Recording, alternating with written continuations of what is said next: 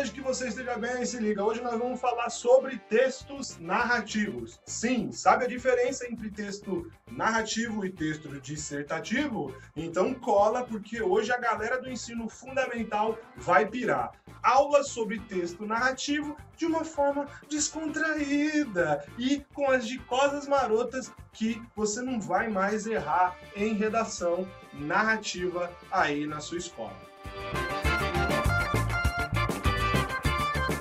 Eu sou o professor Anderson Lopes, esse é o Redação Pública, a redação para você que vê prova de redação pedindo texto narrativo e faz o quê? Trava, mas calma que eu vou te ajudar.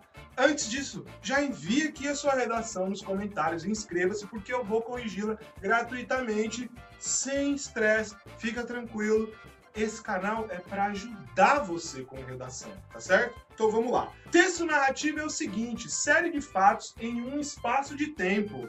Você vai começar por aí. É uma série de fatos em um espaço e um tempo. Não são simultâneos, eles não podem ser simultâneos. Ou seja, você está explicando um texto narrativo, tem como você explicar dois textos de uma vez só, dois fatos de uma vez só. Então, no texto narrativo, em geral, você explica um fato depois do outro. Por quê? Porque existe uma mudança de estados, ou seja, uma sequencialidade e uma causalidade. Então vamos repassar. É uma série de fatos em um espaço e um tempo que não são simultâneos e que tem uma sequencialidade e uma causalidade por conta da mudança de estados. Ou seja, existe uma relação entre os indivíduos, os conflitos ali, as ligações afetivas entre esses indivíduos e o mundo. Então, relação entre os indivíduos. Narrar, gente, é anterior à escrita. A gente vai escrever, mas a gente começa a narrar aqui, ó. Então, para você conseguir fazer uma boa narrativa, você tem que ter uma boa transmissão de conhecimento.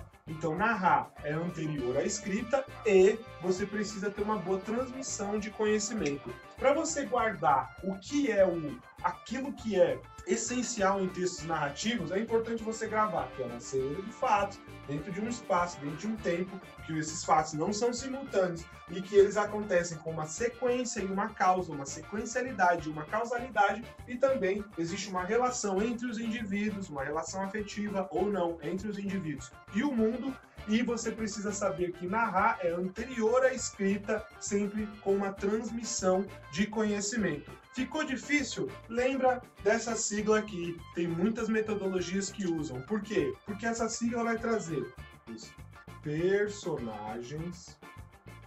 Personagens estão aonde? Os personagens estão em relação com os indivíduos, né? Vai trazer enredo.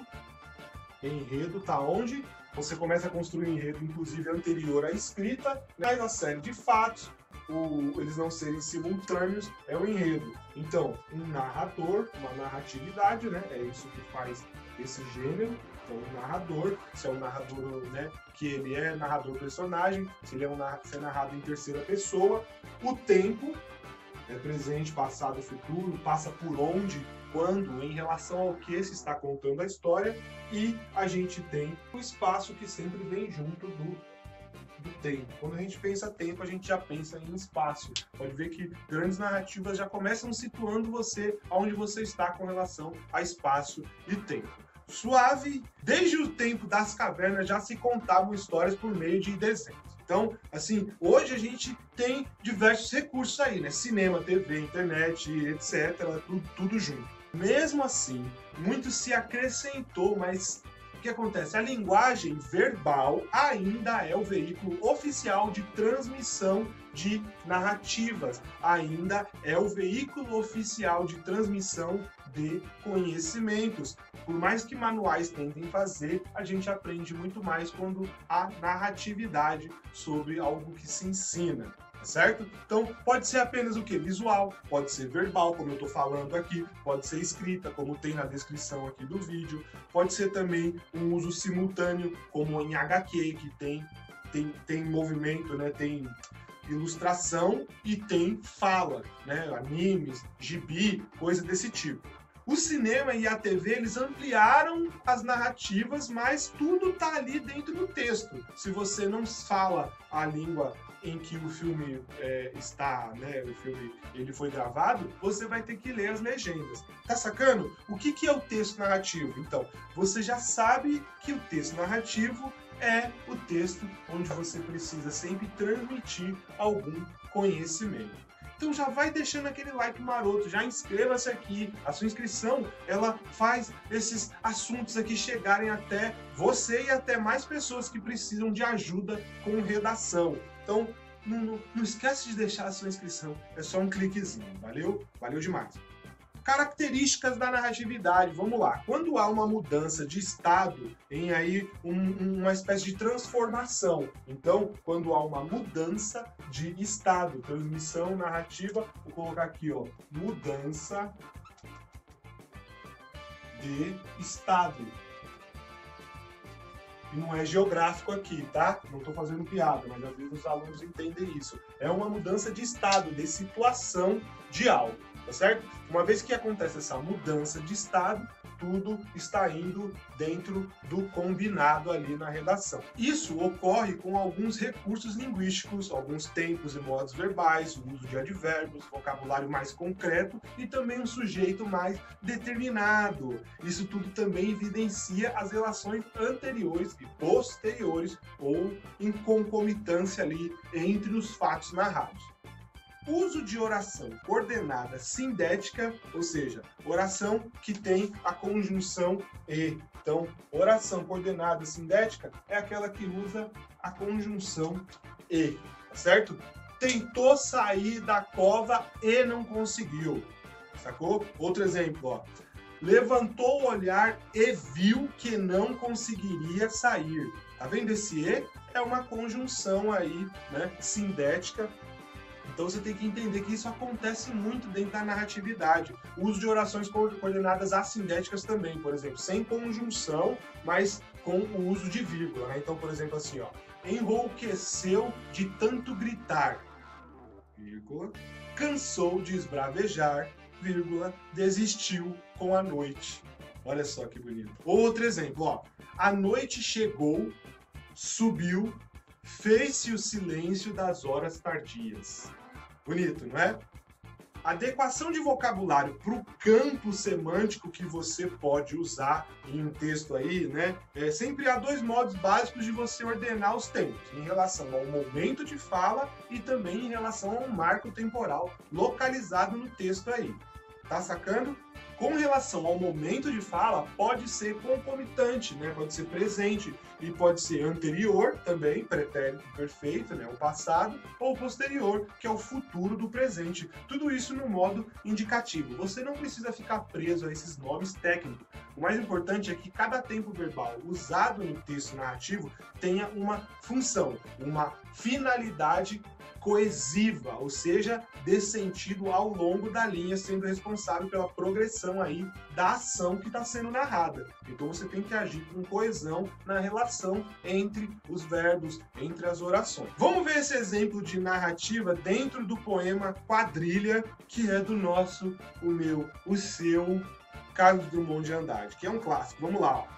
João amava Teresa, que amava Raimundo, que amava Maria, que amava Joaquim, que amava Lili, que não amava ninguém. João foi para os Estados Unidos, Teresa para o convento. Raimundo morreu de desastre, Maria ficou para a tia, Joaquim suicidou-se e Lili casou com J. Pinto Fernandes, que não tinha entrado na história. Bonito, né? Eu não declamei, tá, gente? Eu tô falando aqui só pra gente entender o quê? A relação entre as orações. Nós temos um poema, mas também temos o quê? Uma narrativa como, né, uma mudança de estado ali, uma transformação. Existem recursos linguísticos essenciais à narrativa, conforme nós vimos, né? O uso de pretéritos imperfeitos, com o verbo amava, né? Os pretéritos perfeitos, como foi, morreu, ficou, suicidou-se, casou.